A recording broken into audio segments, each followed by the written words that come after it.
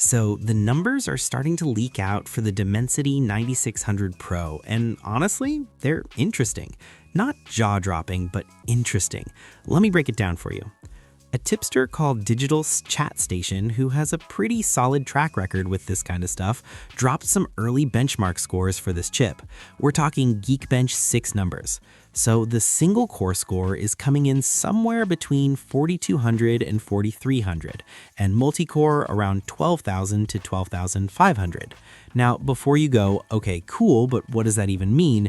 Let me put it in perspective. The previous chip, the Dimensity 9400 or whatever came before this, scored around 4,000 single-core and 11,000 multi-core. So what we're looking at here is roughly a 5 to 7% bump on single-core and about 10% on multi-core. Not a massive leap, right? But here's the thing, these are early numbers from engineering samples. The final chip could be faster. Engineers haven't fully optimized everything yet, so take these numbers as a ballpark, not a final verdict.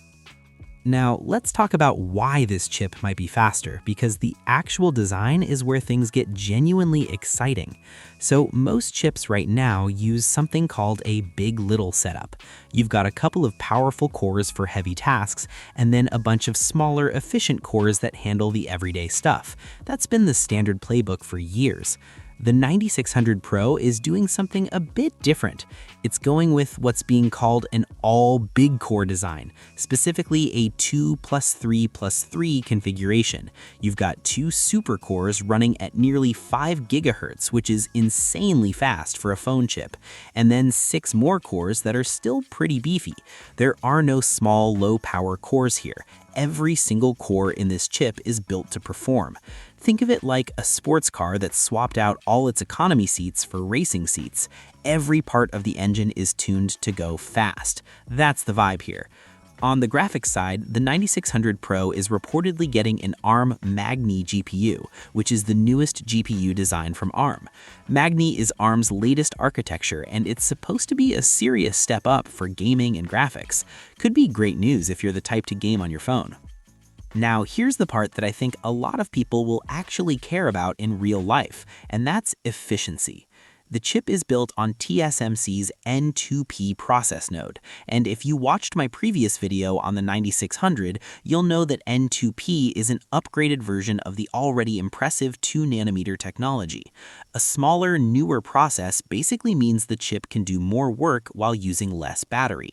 Earlier leaks were throwing around figures like 25 to 30% better power efficiency, but honestly, those numbers haven't been confirmed yet, so let's not get too hyped on that. What we can say is this: pushing a chip to 5 GHz is normally a battery nightmare, but pairing that clock speed with a next-generation process like N2P should help keep things under control.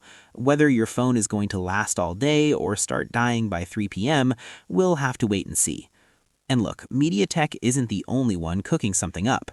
Over at Qualcomm, the Snapdragon 8 Elite Gen 6 Pro is also creeping toward that 5 GHz territory, and early expectations say it'll deliver a performance uplift of under 20% compared to its predecessor, which, when you think about it, is actually pretty similar territory to where the 9600 Pro is landing. So this is shaping up to be a genuinely competitive battle between the two biggest chip makers for Android. A year ago, Qualcomm was the clear winner. Now, it's a lot closer than people expected. So which phones are actually going to use this chip first? According to earlier reports, we're looking at the Vivo X500 series and the Oppo Find X7 lineup. Both are flagship-level Android phones, mostly popular in Asia, but they do make their way to international markets too. So if you're keeping an eye on flagship Androids later this year, those are the ones to watch. Here's my honest take on all of this. The 9600 Pro isn't going to make your head spin with some insane generational leap. It's more like a solid, confident step forward. Better performance, smarter core layout, newer process, faster GPU. Everything you'd want in a next-gen chip. The real test is going to be when we get actual phones in hand and run them through their paces, because benchmark numbers are one thing. How a phone actually feels when you're using it is a completely different story.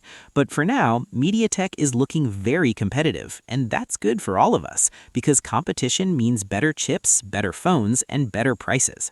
If you want me to break down the Snapdragon 8 Elite Gen 6 Pro when those numbers drop, let me know in the comments. Hit subscribe so you don't miss it, and I'll catch you in the next one.